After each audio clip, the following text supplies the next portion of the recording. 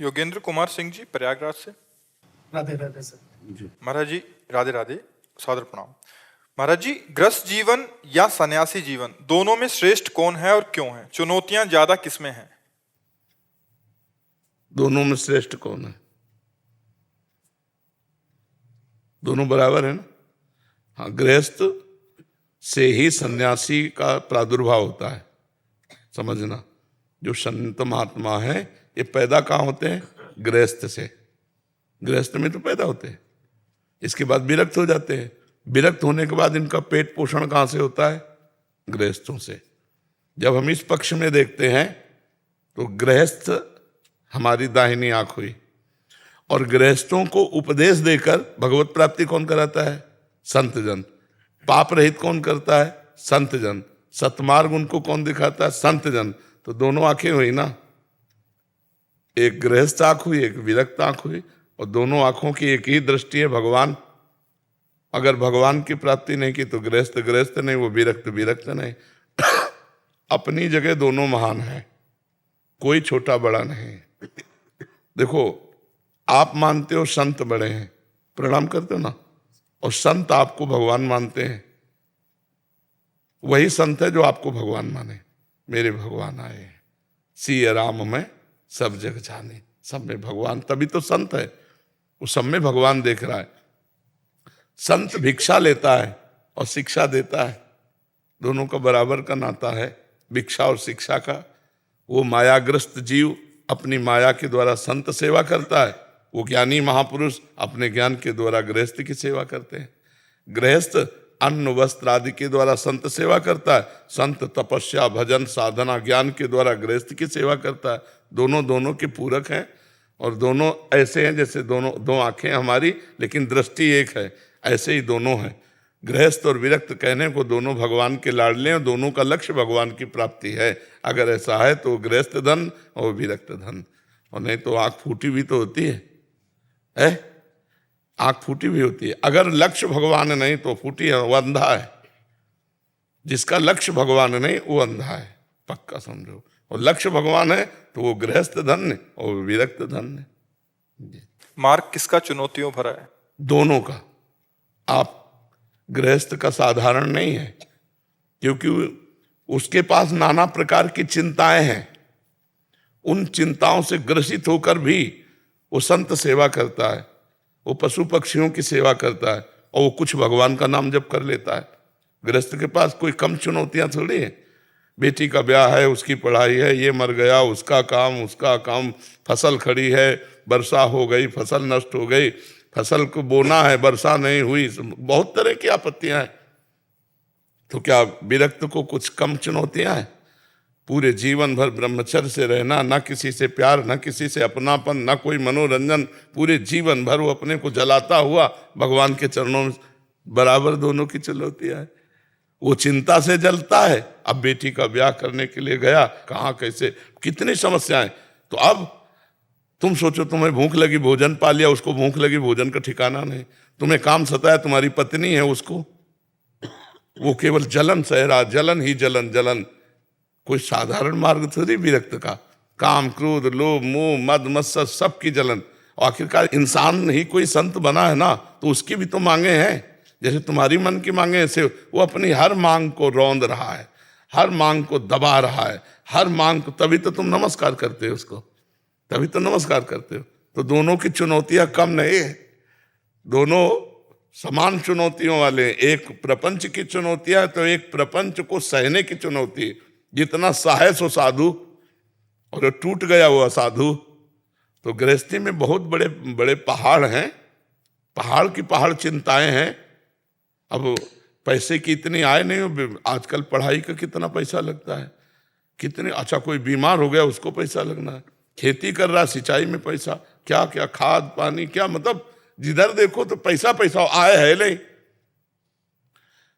अच्छा, जिनकी आय एक लिमिट आय है, खर्चा अनलिमिट है, अपनी अपनी सबकी मांगे हैं, सब परेशान है, सब चिंतित है। और जिनके खूब पैसा है वो शरीर की समस्याएं, नाना प्रकार के रोग से ग्रसित है, नाना प्रकार, वो अपनी लेवल से चिंतित है। साधु पूरे जीवन न माँ का प्यार, न पिता का प्यार, न पत्नी का प्यार, न पुत्र का प्यार, सबसे अलग जीवन।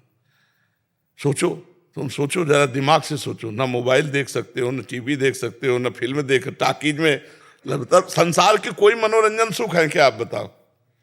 है उबली दाल रोटी और जैसे काम चले, जो भी भगवान व्यवस्था कर दें। तो मतलब समस्याएं दोनों में है। ऐसा न माने कि बाबा जी को बता, देखो बिगड़ैल बाबा जी बात अलग है। बिगड़ैल का मतलब मनमानी आचरण करे, खाए पे मौज मस्ती से केवल भेष है, वो अलग चीज है। सच्चाई से अगर मार्ग में चला जाए तो खाने की धार है, तलवार की धार पे चलना है, हर समय जलना है, हर समय जलना है। महाराज जी, ये इतने कष्ट क्यों झेल रहा है और वो इतनी चुनौतियों क्यों झेल रहा है?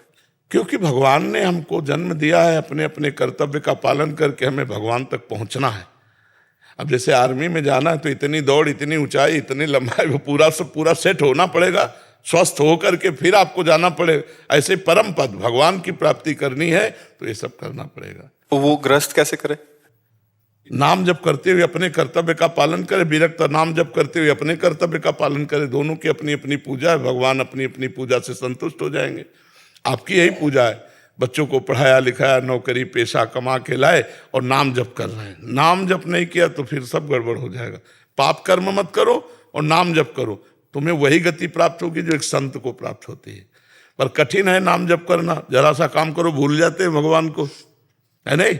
और बड़े बड़े काम है कि अगर उसमें एकाग्रता न करो तो काम ही नहीं होगा। अब एकाग्रता करो तो भगवान को भूल गए, यही चुनौती है। मामनुस्मर युद्ध च, भगवान कह रहे हैं मेरा स्मरण करते हुए युद्ध करो। तो भगवान का स्मरण करते हुए हम संसारिक कार्य करें तो भक्त ही हैं, और भगवान का स्मरण करते हम वैराग्य से चलें तो हम अपने सन्यासी हैं, हम विरक्त हैं। और दोनों का लक्ष्य है भगवान की प्राप्ति, दोनों को भगवान की प्राप्ति होगी यदि अपने अपने हिसाब से चला जाए तो। पराग जी नागपुर से। राधे राधे राधे महाराज जी।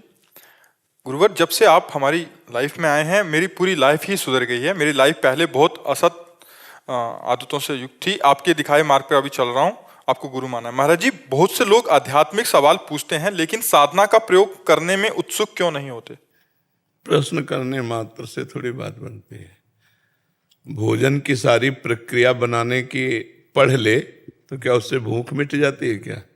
उसके लिए तो बना के खाना पड़ेगा ना। तो साधना के किए बिना प्रश्न निरर्थक है। आप साधनात्मक प्रश्न किए, आध्यात्मिक प्रश्न किए और साधना है नहीं तो आनंद का अनुभव होगा नहीं। जब आनंद का अनुभव नहीं होगा तो बातें करोगे भागवतिक और आचरण करोगे गंदे।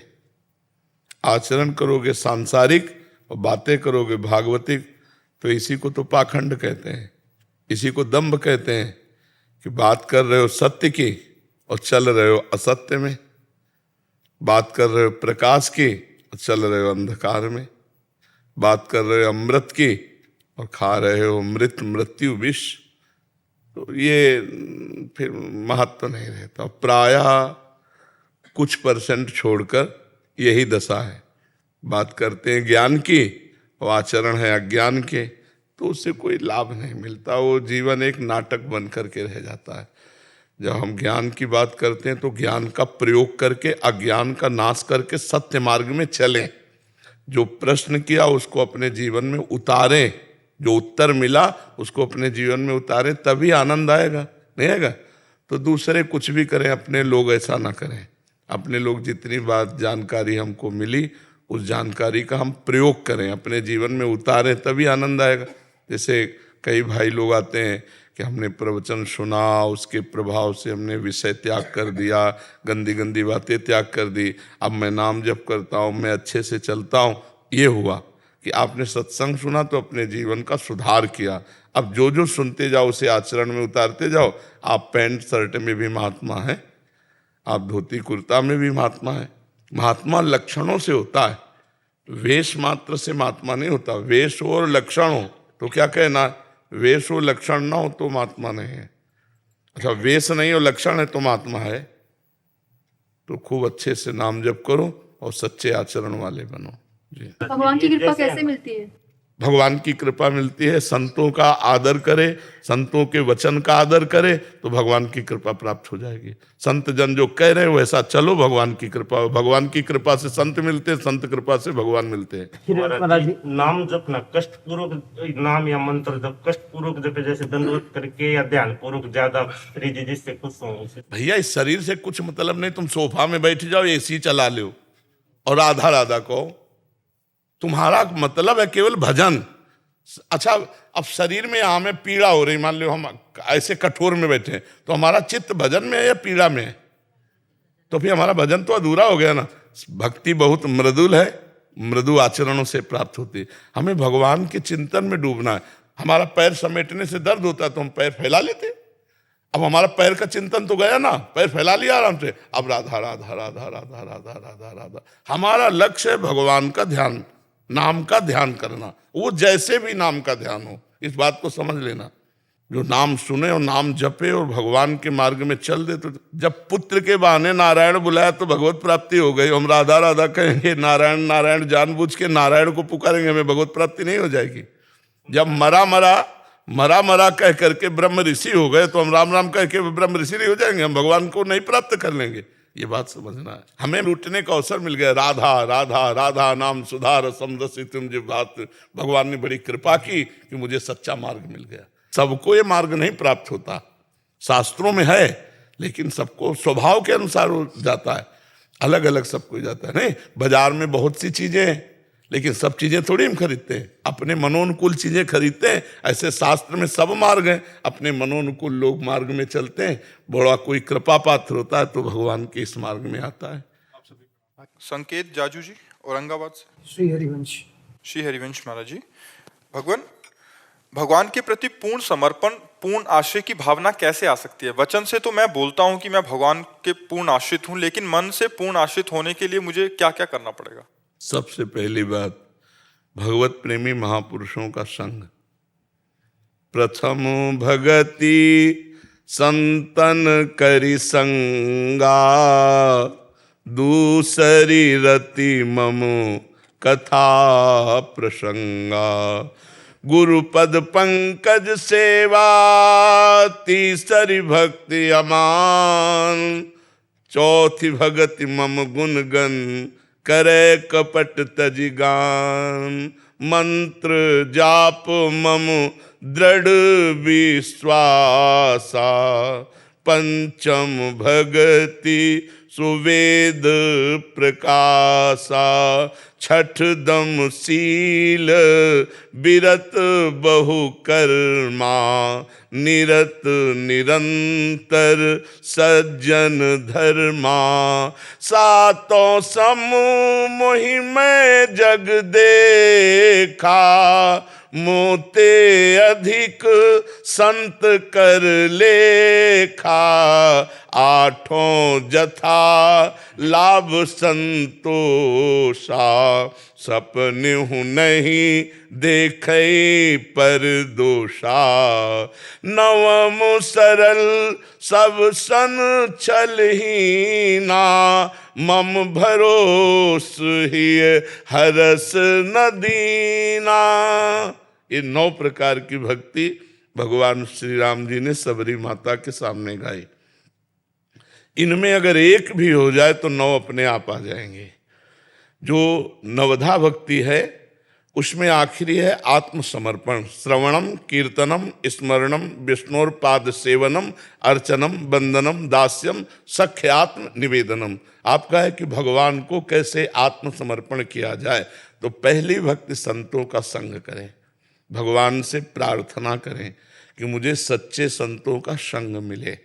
जब द्रवहि दीन दयालु राघो तो साधु संगति पाए। शरणागत की पुष्टता बिना भगवान के प्रेमी भक्तों के नहीं होती। श्री हनुमान जी महाराज का जब दर्शन विभीषण जी को होता है, इसके बाद श्री राम जी की शरणागति होती है। पहले हनुमान जी का सानिध्य संभाषण हुआ, फिर हृदय में दृढ़ विश्वास हो गया कि भगवान हम पर कृपालु। अब मोहि भाव भरोस हनुमंता, बिनु हरि कृपा मिले नहीं संता। जो प्रभु मोहि अनुग्रह कीन्हा, तो तुम आए दरस हठि दीन्हा। हनुमान जी का सानिध्य ही श्री राम जी की शरणागति का पुष्टता का स्वरूप बना। तो प्रथम भक्ति संतों का संग, दूसरी भगवान की खूब कथा कानों को सुनाए, साथ में परहेज, किसी की निंदा न सुने, अपनी प्रशंसा न करे, प्रपंच की बातें न सुने और भगवान की चर्चा सुने, तो उससे हमारी श्रवणेंद्री परम पवित्र हो जाएगी।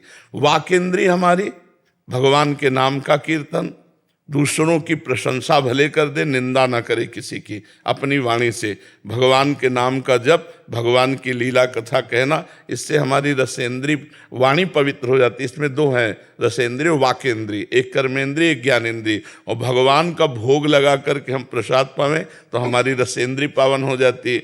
नेत्रेंद्रिय से हम सब में भगवान का दर्शन करें, लेकिन संतों को भगवान से भी अधिक माने तो हमारे हृदय में परम पवित्र प्रेम का प्रकाश हो जाएगा।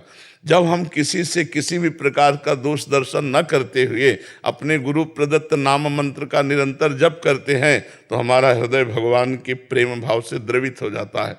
मंत्र में बहुत सामर्थ्य है। नाम और मंत्र जो गुरुदेव देते हैं मानो अपना जीवन दे दिए। और गुरु चरणों की भक्ति मान रहित होकर के करे, कपट तज करके भगवान की लीलाओं का गान करे, दृढ़ विश्वास करके मंत्र जप करे, शीलवान, धैर्यवान, चरित्र पवित्र और भगवत भक्तों का संग भगवान की प्राप्ति के लिए बहुत है। इतना है, और जो आगे सब वो अपने आप आ जाएगा।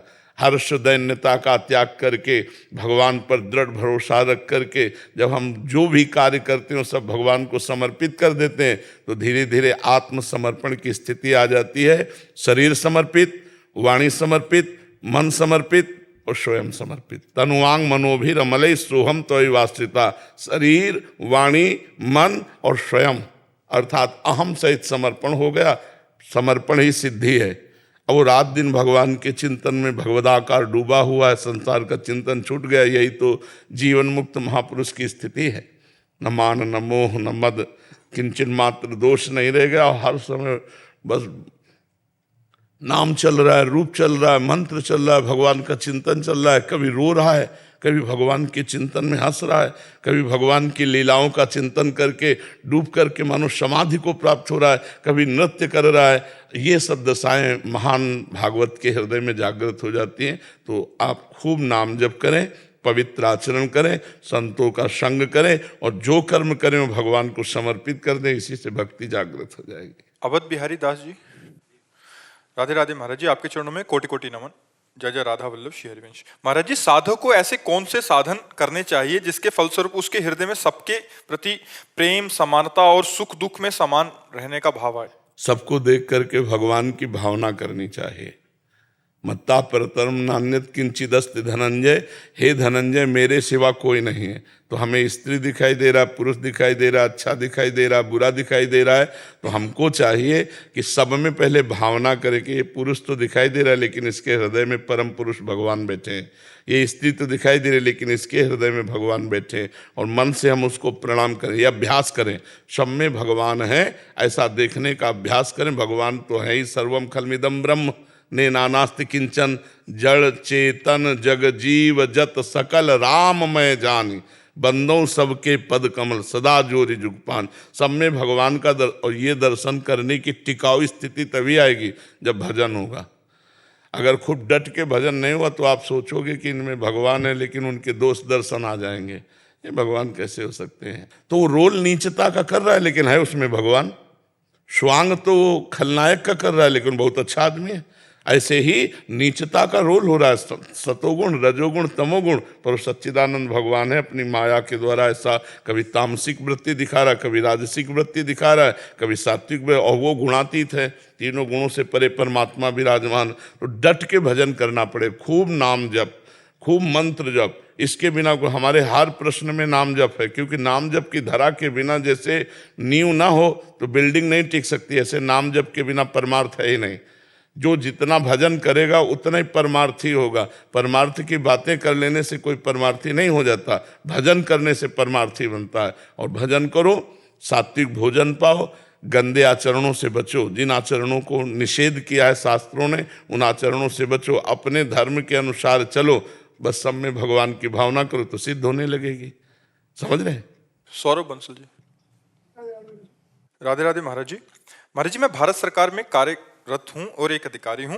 कई जांच एजेंसी भी मैंने भाग लिया है। अपनी रोजमर्रा के कार्यकाल में लोग कैसे गलत कार्य करते हैं ये देखता हूं। लंबे समय से ये सब देखने की वजह से हर इंसान और परिस्थिति में क्या गलत हो सकता है और किस रूप में किसी का लालच जुड़ा हो सकता है, ये सोचने की प्रवृत्ति हो गई है। इसकी वजह से मन में पॉजिटिविटी ही नहीं रही। भगवान का नाम जब भी करता हूं, कृपया मार्गदर्शन। हाँ, इसमें ध्यान रखना है कि आपको सेवा मिली है दुर्गुण दुराचार दोषों का त्याग कराने की, या दुर्गुण दुराचार दोषों से युक्त पुरुष को दंड दिलाने की। लेकिन वही बात, ये सब स्वांग परमात्मा कर रहा है, अंदर परमात्मा बैठा हुआ है। जैसे भीष्म जी के सामने सच्चिदानंद भगवान श्री कृष्ण है, अब विपक्ष हैं, तो क्या भीष्म जी बाण नहीं मार रहे? भगवान को ललकार के कहते हैं कि मैं गंगा पुत्र भीष्म नहीं कहलाऊंगा, कल अगर रण क्षेत्र में तुम्हें अस्त्र लेने के लिए विवश न कर दूं। भगवान ने कहा था महाभारत युद्ध में मैं अस्त्र ग्रहण नहीं करूंगा, तो उनका गंगा पुत्र शांतनु पुत्र भीष्म नहीं कहलाऊंगा यदि कल रण क्षेत्र में आपको विवश न कर दूं। तो भगवान को विवश कर दिया, मार बाणों अर्जुन को सारथी रूप में भगवान ही है ना, विवश हो गए, कूद गए, रथ से उठाया रथ का पहिया एक, और तब बाण रख दिया और कहा अपनो परण विसार, भगत को पूर्व परण निभाओ। भगवान का स्वभाव अपने प्रण का, सच्चिदानंद भगवान अपने प्रण का त्याग कर भक्त के प्रण का। तो हम जब ये देखेंगे कि भगवान यहाँ दुष्टता का रोल कर रहे हैं और मुझे दिया है दुष्टता के निषेध का अधिकार, तो मैं केवल अपने निषेध के अधिकार का पालन कर रहा हूं, वस्तुतः इसके अंदर भगवान है। अगर ये भाव हमारे अंदर आ जाए तो हम ये करते हुए भी भगवत प्राप्त हो जाएंगे। अन्यथा अगर हमारी सब पे दोष दृष्टि रहेगी तो फिर बात नहीं बन पाएगी। ऐसे आप अधिकारी रूप में हैं और भगवान संसार में हैं और वो रोल कर रहे हैं दुष्टता का, तो हमें रोल दिया दुष्टता निवारण या दुष्टता के अनुसार दंड देना, तो हम ठीक वैसे ही करेंगे, बिल्कुल दया नहीं करेंगे, पर अंदर से भाव ये रखेंगे हो प्रभु तुम ही। नाम जप कीजिए। अगर सब पे दोष दृष्टि आ गई तब तो बहुत हानि हो जाएगी, क्योंकि हमारी दृष्टि दोष दृष्टि आ गई तो हम संतों पे भी दोष दृष्टि करेंगे, हम महतजनों पे भी दोष दृष्टि कर लेंगे। हमारा वो आकलन करने का, जो कल्पना करने का, जो भावना करने का जो स्वभाव है वो निगेटिव में ही रहेगा, तो फिर हमारा कल्याण कैसे हो पाएगा। ये क्रूरा अपि पापिनो न च सताम संभाष्य दृश्याश्चये सर्वान वस्तुतया निरीक्ष परम स्वाराध्य बुद्धिर्मम। जो क्रूर हैं, पापी हैं, दुष्ट हैं, जो संभाषण योग्य भी नहीं है, उनमें भी मेरा भगवान विराजमान है। बस हमको जो पद दिया है हम सच्चाई से ईमानदारी से वही करेंगे। जैसे युद्ध क्षेत्र में धर्म के अनुसार सामने योद्धा चाहे पिता हो चाहे पुत्र हो कोई भी हो, अगर वो उसका वध कर देता है तो किंचन मात्र उसमें पाप नहीं लगता। परिवार ही तो है कौरव पांडव। और पूज्य द्रोणाचार्य जी जो प्रत्यंचा चढ़ाना सिखाते हैं, उनसे अर्जुन युद्ध कर रहे हैं। जिन्होंने अर्जुन को प्रत्यंचा चढ़ाना सिखाया, जिन्होंने अंगुली पकड़ के चलाना सिखाया, वो भीष्म पितामह, कृपाचार्य, द्रोणाचार्य, इनसे युद्ध कर रहे हैं। लेकिन पाप नहीं लगेगा उनको, क्योंकि युद्ध धर्म का ऐसा नियम है। तो ऐसे ही आप अपने अधिकार के अनुसार, जो भारत सरकार ने अधिकार दिया, उसके अनुसार जो समाज के साथ आप व्यवहार करते हैं वो आपका धर्म होना चाहिए। हमको सब पे दोष दृष्टि नहीं करनी, जहां करनी है। अब जैसे अपना शिष्य अपराध करे तो दंड, और दूसरा संत अगर किसी कोई वार्ता भी करे कि वो संत, तो तुरंत रोक दे, नहीं, ये संत निंदा होगी, हमारे सामने बात नहीं कर सकते आप। हमारे शिष्य के लिए अधिकार है कि हम अपने शिष्य के दोष दर्शन करें, दोष वर्णन सुने और उनको दंड दें, लेकिन दूसरे संत के लिए नहीं। उसके भगवान रक्षक वो आके हमसे बात करे तो निराकरण कर सकते हैं, लेकिन हम ऐसे नहीं सुन सकते। तो सबके प्रति ऐसा बर्ताव नहीं करना चाहिए। सबके प्रति अगर हमारी बुद्धि वही तराजू से तौलने लगी दोष दर्शन से, तो हमारी हानि हो जाएगी। ठीक है, हाँ, इसके लिए नाम जप आप कर ही रहे हैं और सत्संग सुन रहे हैं, तभी नाम जप कर रहे हैं। तो सत्संग और नाम जप के प्रभाव से आप बचते रहेंगे। नाम जप आपके पापों का नाश करता रहेगा, सत्संग आपकी बुद्धि को प्रवीण करता रहेगा। तो ये सेवा भी बन जाएगी, भगवत प्राप्ति भी हो जाएगी, लोक परलोक दोनों बन जाएंगे। अर्जुन चौधरी जी, राधा वल्लभ श्री। महाराज जी, आपके चरणों में कोटि कोटि प्रणाम। महाराज श्री, नाम चिंतन या रूप चिंतन करने के लिए जब हम ध्यान करते हैं, रूप चिंतन की सामर्थ्य नहीं। नाम चिंतन करो, नाम के बल से रूप प्रकाशित होता। देखिए रूप नाम आधीना, रूप का प्रादुर्भाव कब होता है? ऐसे आंख मूंद देखो, अंधेरा दिखाई देता है। कल्पना करोगे तो भगवान की कल्पना तुम्हारे में सामर्थ्य नहीं कि कल्पना कर सको, भावना कर सको।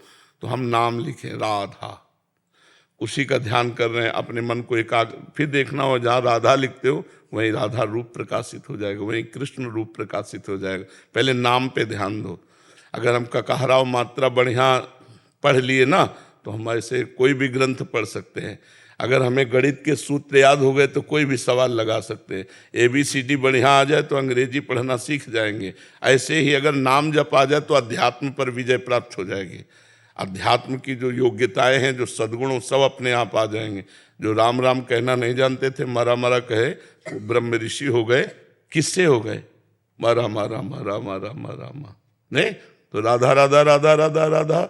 आपको कौन सा ज्ञान, कौन सा रूप रह जाएगा जो आपके हृदय में प्रकाशित हो? पर पहले नाम पर ध्यान दीजिए। हाँ, आप क्या कहना चाहते हैं? और ये कहना चाह रहे हैं कि हम ध्यान करते हैं तो भजन के साथ साथ हृदय में एक और चिंतन रीलवत चलता है रहता है, जो अभी हमने तरह 2-4 दिन पहले बताया है, सुना है आपने? 2-4 दिन पहले बताया है, एकांतिक में ही बताया है। एक दिन चिंतन में इस बात को पकड़ा कि साधकों को कैसे इससे निवृत्त होना चाहिए। तो जब हम भजन करते हैं तो हमारे साइड में मन एक अपनी रील चलाता है। भूत का चिंतन, भविष्य का चिंतन, अन्य दोषों का चिंतन, व्यर्थ कल्पना, गंदी बातें, ये सब वो चला रहा है। तो वो हमारे मन की जितनी भी बातें हैं वो सब निकल रही हैं। हमको नाम जप करते हुए ना किसी बात से राग करना है, ना द्वेष करना है। वो अपने आप सब डिलीट हो जाएंगे। साधक उनको देखकर घबरा जाता है, किसी से राग कर बैठता है, किसी से द्वेष कर बैठता है। वो संस्कार नवीन बन जाते हैं, भजन में बाधा पड़ जाती है। चुप रहो। जैसे हम रोड किनारे बैठे हैं, लोग आ जा रहे हैं, हम किसी से ना राधे राधे बोले और ना किसी से झगड़ा करें तो वो खड़ा नहीं होगा, अपने आप चला जाएगा। और किसी से राधे राधे बोला तो हमारी तरफ देखेगा, और झगड़ा किया तो खड़ा हो जाएगा। ऐसे जो ये रोड है एक मन का, अनंत जन्मों की रील है, उसमें वो निकलती चली जा रही। जब हम नाम जप करें तभी तो निर्मल मन होगा। निर्मल मन ही भगवत प्राप्ति के योग्य होता है। तो वो जो मलिनताएं जा रहे हैं उनको रोको मत।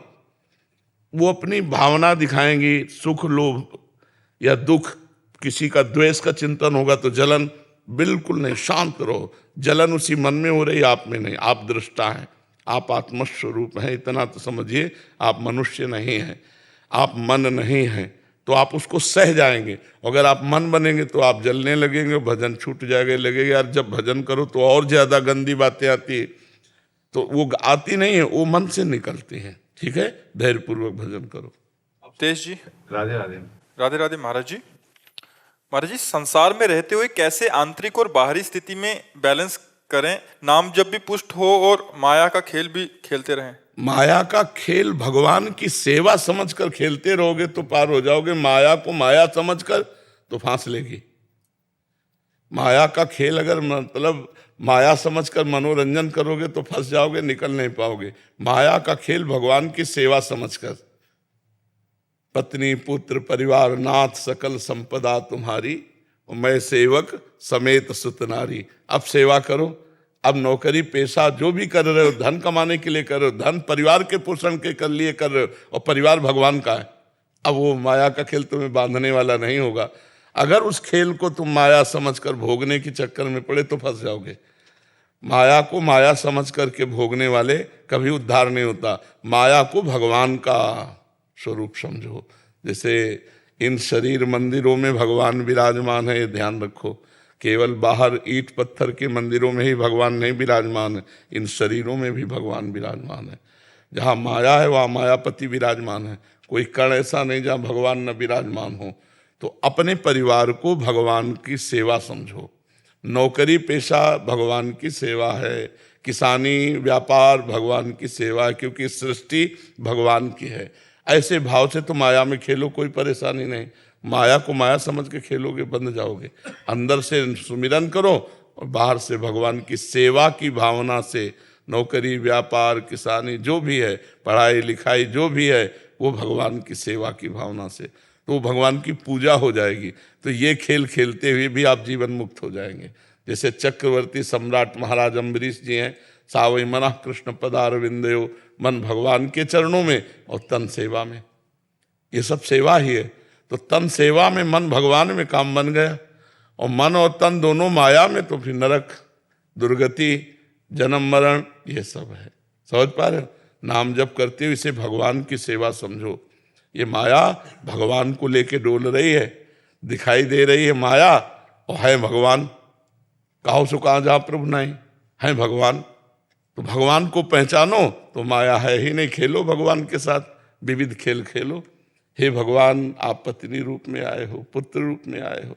भगवान, आप पूरी सृष्टि रूप में विराजमान हो। सिय राम में सब जग जानी, करो प्रणाम जोर जुग पानी। माया है ही नहीं, भगवान ही भगवान। भगवान के साथ खेलो, मुक्त हो जाओगे।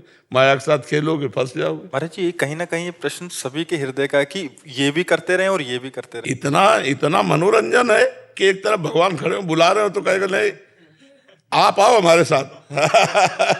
महाराज, अपना ही मन खेलता है। हाँ, वो दिखाएगा कि अभी अंदर से आवाज आएगी कि ऐसा कर लो। आप, भगवान की आवाज है या माया बुला रही? ये आपका ही विषय नहीं, ये चराचर जगत का विषय है। ये चराचर जगत का विषय। कल्याण भी हो जाए और ये सब भी छूटे ना। हो जाएगा, छूटेगा भी नहीं, हो भी जाएगा। उसी में भगवान को मान लो। हम कभी ज्यादा छोड़ने के पक्ष में नहीं, हम जोड़ने के पक्ष में हैं। भाव बदल गया। ये मेरा घर नहीं है, श्री जी का है सब कुछ। तो क्या तुम अपने घर को श्री जी का नहीं मान सकते?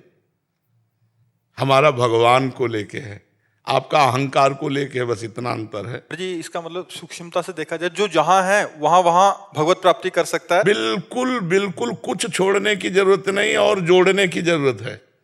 स्त्री को प्यार कर रहे हो, भगवान मान के प्यार करने लगो, और प्यार करो, और प्यार करो, पर भगवान मान के। मेरे भगवान आवश्यकता पड़ी तो मेरी पत्नी के रूप में आ गए, मेरे पुत्र के रूप में आ गए, और प्यार करो, मुक्त हो जाओगे। पर ऐसा प्यार करना कोई महाभागवत ही कर सकता है। पत्नी में भगवान को देखना, पुत्र में भगवान को देखना।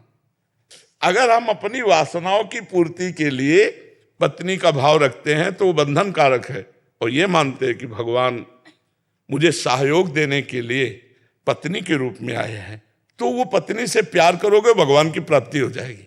तो इसलिए माया के साथ मत खेलो, मायापति के साथ खेलो। वो माया के साथ ही है, पर खेलो मायापति से। लक्ष्य रखो मायापति, अगर माया रखोगे तो गड़बड़ हो जाएगा। ठीक है? पारस कोहली जी, नई दिल्ली से। राधे राधे। राधे राधे महाराज जी। महाराज जी, प्यार क्या है? प्यार का उद्देश्य क्या है? दिव्य प्रेम की स्थिति कब और कैसे प्राप्त होती है? कृपया मार्गदर्शन करें। प्रेम भगवत स्वरूप है, पर प्रेम प्रतिक्षण वर्धमानम, सूक्ष्मतरम, अनुभव स्वरूपम, कामना रहितम, तब प्रेम माना जाएगा। अगर हम आपके किसी भी शरीर, जमीन, धन, पद, माइंड, किसी को भी देख करके प्रभावित हुए और आपसे प्यार किया और उससे हम उस स्वार्थ पूर्ति करना चाहते हैं, उसे प्यार नहीं कहते, उसे काम कहते हैं, राग कहते हैं, आसक्ति कहते हैं, मोह कहते हैं, स्वार्थ कहते हैं। उसे प्यार, यहाँ जगत में प्यार नहीं हो रहा, जगत में प्यार नहीं हो रहा। किसी के रूप को देख करके, किसी के प्रभाव को देख करके अपने स्वार्थ की पूर्ति को हम यहाँ प्यार कर रहे हैं। नहीं तो फिर प्रेम विवाह होने के बाद डिवोर्स क्यों हो जाए? फिर प्रेम होने के बाद ब्रेकअप क्यों हो जाए? जिससे हमने प्यार किया उसको हम जहर कैसे दे सकते हैं? तो ये सब प्यार करने वालों में देखा गया। तो इसका मतलब यहाँ जगत में प्यार है नहीं, प्यार केवल परमात्मा से ही होता है, जो सूक्ष्मतरम, अनुभव स्वरूपम, प्रतिक्षण वर्धमानम, प्रतिक्षण बढ़ता रहे। यहाँ प्रतिक्षण घटता रहेगा। आपसे बहुत प्यार हुआ, फिर आपसे अच्छा कोई मिल गया तो उससे प्यार होने लगा, आपसे छूट गया। तो प्रतिक्षण वर्धमानम होना चाहिए, छूट कैसे गया? इसका मतलब प्यार नहीं, ये स्वार्थ है, ये काम है, ये आसक्ति है, राग है। तो प्रेम है भगवत स्वरूप, वो सिर्फ भगवान से हो सकता है, या भगवान मान के माता पिता पत्नी पुत्र परिवार किसी से भी किया जा सकता है, पर भगवत मान करके। अगर भगवान मान करके नहीं किया तो शरीर से प्रेम नहीं हो सकता, शरीर से राग होगा, काम होगा, और भोग समाप्ति पर उससे घृणा हो जाएगी। उससे अच्छा कोई मिलेगा तो उसका त्याग हो जाएगा। प्यार का मतलब ऐसा नहीं होता। प्यार का मतलब होता है, अगर हम आपसे प्यार किया है और आप इससे प्यार कर रहे हैं तो हम आशीर्वाद देंगे कि आप सदैव सुखी रहो, क्योंकि आपका उससे प्यार हो गया है तो आप सुखी रहो, आप सदैव कभी दुख ना पाओ। आप दोनों ऐसे अपने प्यारे को सुखी देखना प्यार का लक्षण है। संसार का प्यार ये है, अगर आप हमसे प्यार करते हो तो सिर्फ हमसे, तो ये प्यार नहीं। प्यार ये कहता है कि हम आपसे प्यार करते हैं और आप हमारा तिरस्कार करते हैं और उसको प्यार करते हैं, तो हम दोनों को आशीर्वाद देंगे, कोशिश करेंगे आप दोनों को मिला दें, आपसे कभी हम घृणा न करें, कभी नफरत न। ऐसा उदार प्यार कहाँ है? उदार प्यार तो सिर्फ परमात्मा में है। हमसे कितनी भी बड़ी गलती हो जाए आप हमें छोड़े ना, ये केवल परमात्मा से है। विमुख भय निमिषो न अकृपा, जब चितये तब वैसे, वो केवल भगवान ही ऐसे है। दूसरा, जन अवगुण प्रभु मान न काऊ, दीन बंधु अति मृदुल सो। यहाँ तो जरा सी त्रुटि हो जाने में, अपने स्वार्थ की आपूर्ति होने में क्रोध हो जाएगा, वो उसका तिरस्कार कर देगा, वो उससे संबंध विच्छेद कर देगा। तो यहाँ प्यार जगत में नहीं है, भगवान को लेकर के भाव करके, वो चाहे माता से प्यार कर ले, चाहे पिता से, चाहे पत्नी से, चाहे पुत्र से, चाहे कुत्ते से प्यार कर ले, किसी से भी कहीं भी, क्योंकि कहो सो कहाँ जहाँ प्रभु नहीं, हर जीव में हर कण में भगवान है। तो भगवान का भाव करके नामदेव जी ने कुत्ते से भाव किया तो विट्ठल भगवान वहीं प्रकट हो गए। भगवान का भाव करके माता पिता से प्यार किया तो विट्ठल भगवान आ गए दर्शन देने। तो हम अगर भाव करें परमात्मा का तब तो उसे हम प्रेम शब्द देंगे, और अगर भाव परमात्मा का नहीं है तो वही प्यार जो तुम कर रहे हो वो स्वार्थ है, वो काम है, वो आसक्ति है, वो राग है। प्रेम इतना महान है कि जितने ग्रंथ पंथ हैं सबके ऊपर विराजमान है। पोथी पढ़ी पढ़ी जग मुआ, पंडित भया न कोय, और 2.5 आखर प्रेम के पढ़े सो पंडित होए। कबीरदास जी कह रहे प्रेम अगर आ गया तो सब ज्ञान, पंडित माने होता है ज्ञानी, सब शास्त्रों को पढ़ लिया लेकिन प्रेम नहीं आया तो पोथी पढ़ी पढ़ी जग मुआ, पंडित भया न कोय, 2.5 आखर प्रेम के पढ़े सो पंडित होए। और वही प्रेम दिव्य होता है, और प्रेम परमात्मा को अव्यक्त से व्यक्त कर देता है। जब भगवान शंकर और गौ ब्रह्मा देवता सब की रावण के अत्याचार से पृथ्वी दुखित हो रही थी, तो कहाँ चला जाए, कैसे भगवान को पुकारा जाए, तो भगवान शंकर ने कहा, ते समाज गिरजा में रहू, अवसर पाई बचन एक कहू, हरि व्यापक सर्वत्र समाना, प्रेम ते प्रगट होए मैं जाना। भगवान प्रेम से प्रकट हो जाएंगे, सर्वत्र विराजमान है। पर वो प्रेम बिना नाम जप किए, भगवत सेवा किए, भगवत लीला कथा सुने, बिना सच्चे आचरण वाला तपस्वी बने, वो प्रेम हृदय में प्रकाशित नहीं होता। ये सांसारिक राग हो जाएगा, प्रेम नहीं होगा। प्रेम दिव्य होता है और प्रेम प्रतिक्षण बढ़ता रहता है, और प्रेम में कभी पूर्णता नहीं होती। छिनई घटे छिन बढ़े सो तो प्रेम न होए, अघट प्रेम पिंजर बसे प्रीति कहावे सोए। और जब प्रेम आ जाता है तो अपना प्यारा अपने नेत्रों में बस जाता है, इतने नजदीक हो जाता है कि पी मूर्ति नयनन बसे ते रस रहाय समाय, ये लक्षण सुन प्रेम के और न कछु सुहाय, और न कछु सुहाय फिरे अपने रस मातो, कुटुम देहते जाए छूट सब ही विधि नातो, जहाँ जहाँ पिए की बात सुने खोजत तिन गैनन, हित ध्रुव छिन छिन ले प्रेम जल भरी भरी नैनन। अपने प्यारे की याद करके वो रोता रहता है, उनके विरह में तड़पता रहता है। तो क्या प्रेमी का मिलन नहीं होता? बोले तन मन के बिछुड़े नहीं, वो शरीर के समीप है, मन भी उसी के पास है, पर चाह बढ़े दिन रैन, ऐसी प्रीति बढ़ गई है कि उसे भारी व्याकुलता हो रही है। प्रेम में कभी तृप्ति नहीं होती, प्रेम में कभी पूर्णिमा नहीं होती। इतना भूख बढ़ जाती है अपने प्रीतम की कि समीप रहते हुए भी दूरी के चिंतन की भावना मात्र से वो व्याकुल हो जाता है। गले से लगा है, कहीं ये दूर ना हो जाए, ऐसी संभावना मात्र से उसके प्राण व्याकुल हो जाते हैं। तन मन के बिछड़े नहीं, चाह बड़े दिन रैन, कबों संजोग न मानहि, देखें भरी भरी नैन। अद्भुत चरित्र प्रेम का है। खूब नाम जप करे, भगवान की शरण में हो, भगवान के लीला चरित्र सुने, परोपकार करे, तो इसके प्रभाव से प्रेम प्रकट हो जाएगा। समझ पा रहे हैं हम? महाराज जी, आप तो हमारे नैनों में बस गए हैं सब। हमको इतनी आपकी फिक्र होती है कि क्या बताएं। हाँ, प्रेम का यही स्वभाव होता है। प्रियतम की प्यारे की फिकर होला, यही प्रेम का स्वभाव होता है। और प्रेम का ये प्रभाव होता है कि ये समझ में नहीं आता है कि ये सच्चिदानंदमय है या कुछ नहीं, वो मेरे हैं। और हमेशा लगा रहता है कि कब आए और कब आपके दर्शन मिले महाराज जी। जी, महाराज जी, आप एलिन इंस्टीट्यूट के सारे टीचर हैं और कहते हैं बच्चों को पढ़ाते हैं, और अध्यात्म के रास्ते पे आपका सुन के चल भी रहे हैं महाराज जी। क्या एक वैसे बच्चों को जो है ना, थोड़ा आध्यात्मिक शिक्षा भी देना अनिवार्य है, क्योंकि बिना आध्यात्मिक शिक्षा के, जैसे ब्रह्मचर्य है, ये आध्यात्मिक शब्द है, और इसके बिना हमारे बच्चों की बड़ी दुर्दशा हो रही है। क्योंकि हमारे पास बच्चे आते रहते हैं ना, जैसे हस्त क्रियादि हस्त मैथुन आदि के द्वारा बच्चियां बहुत दुर्दशा को प्राप्त हो रहे हैं। बॉयफ्रेंड, गर्लफ्रेंड, व्यभिचार, नशा, ये सब हमारे जो भारत के भविष्य हैं, नवीन बच्चों में बढ़ रहा है। तो हमें प्रार्थना करनी है आप लोगों से कि आप गुरु पद पे हैं, आप टीचर पद पे हैं, तो आप बच्चों के चरित्र निर्माण पर भी ध्यान दीजिए।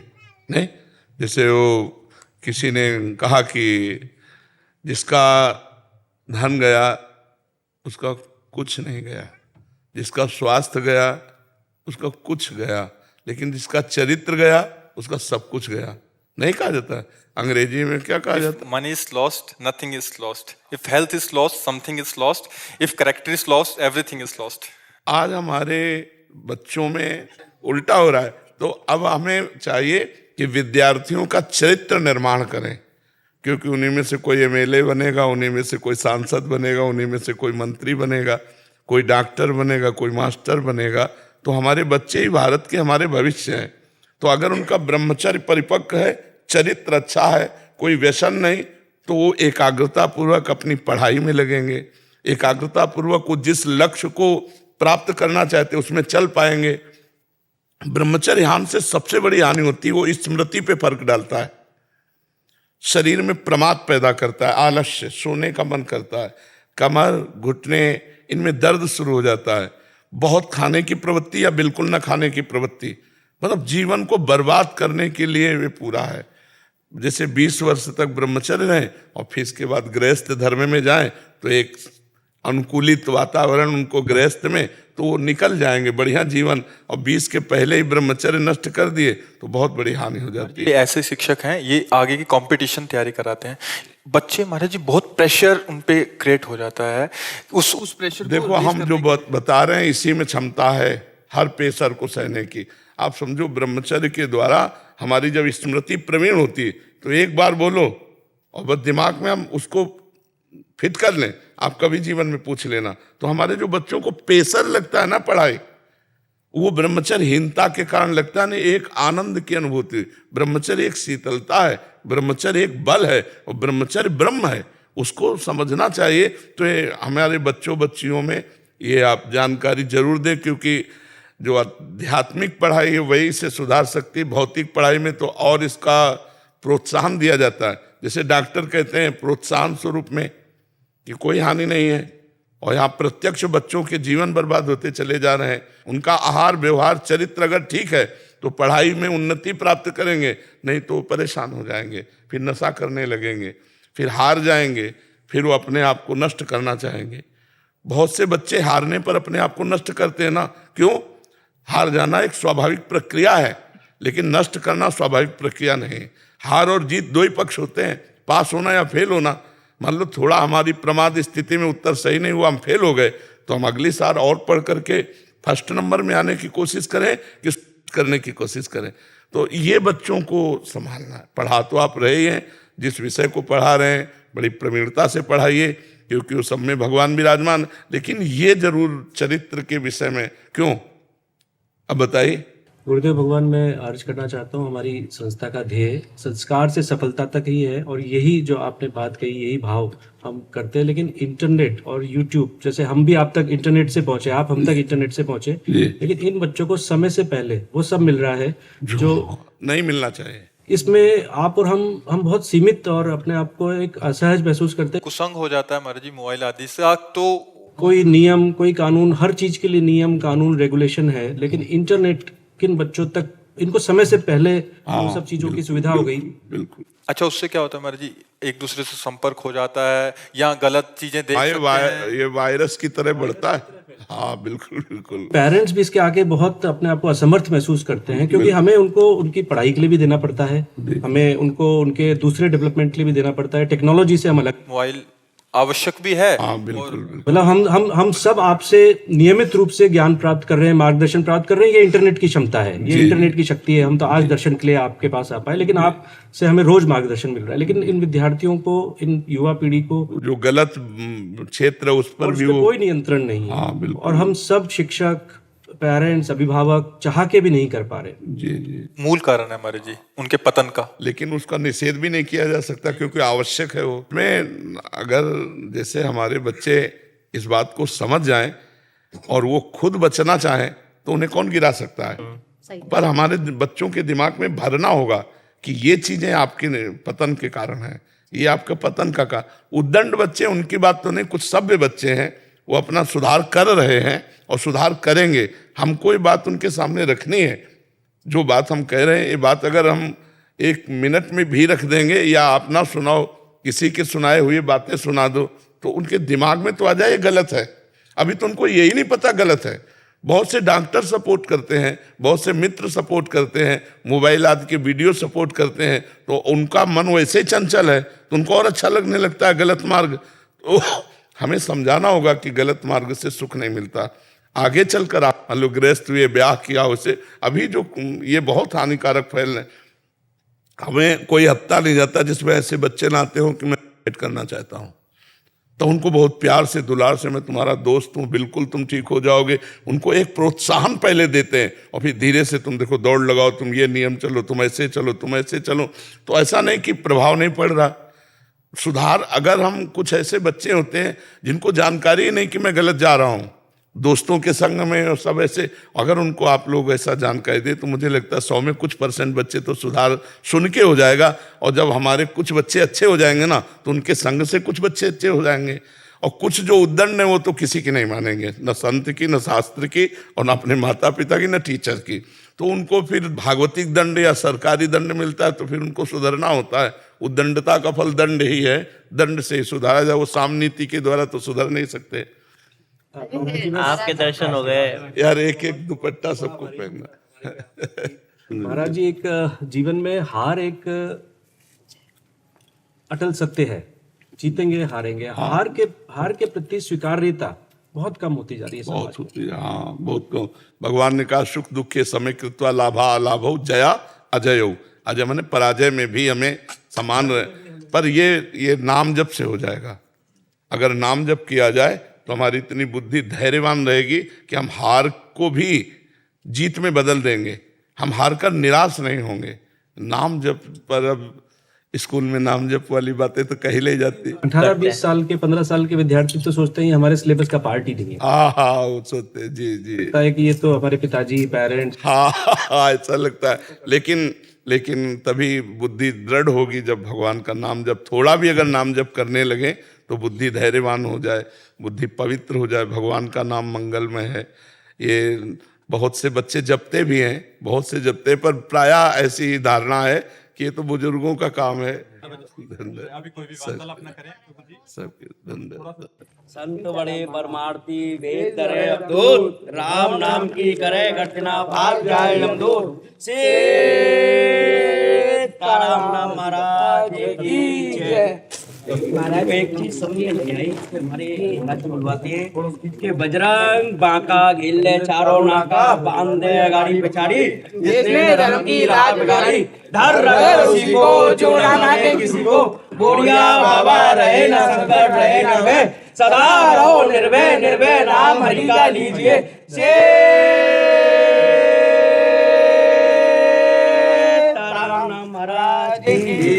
इसमें यूं क्यों कहते हैं धर रगड़ उसी को जो ना माने किसी को। हाँ, जो भगवत विमुख जन है उन्हीं को परेशान करो, उन्हीं को कष्ट दो।